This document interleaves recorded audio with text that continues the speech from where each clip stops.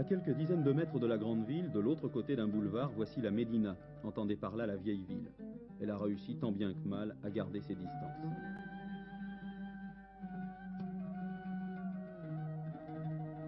L'histoire des remparts qui entourent la Médina rectangulaire illustre parfaitement l'esprit de continuité des Sfaxiens. Construits en pisé par Ali Ben Salem, ils furent complétés et restaurés tout au long du IXe siècle. Par la suite, la pierre a remplacé le pisé. La porte monumentale qui s'ouvre aujourd'hui sur la ville moderne remonte à 1306.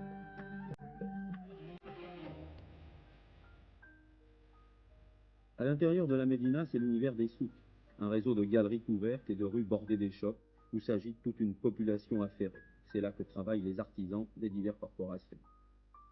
On y découvre une ambiance surprenante. Certains nous ont même raconté que jadis, un aveugle pouvait reconnaître chaque passage du souk à son odeur particulière de laine, d'épices, de parfums, selon la gamme des métiers qui disposent chacun d'une ruelle. Aujourd'hui, les souks de la Médina disposent d'une ventilation exigée par les règles d'hygiène, mais ils procurent toujours une profonde impression de dépaysement.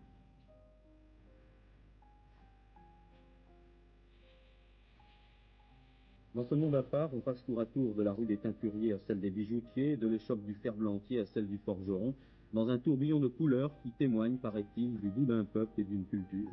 Un romancier écrivait récemment « Peu de pays m'ont donné, comme la Tunisie, installée dans son espace étroit, la représentation visuelle du travail effectué et accumulé par des hommes tout au long des siècles. C'est ce travail et toutes ces légendes qui s'y rapportent que vous découvrirez prochainement à la Foire internationale de Caen. »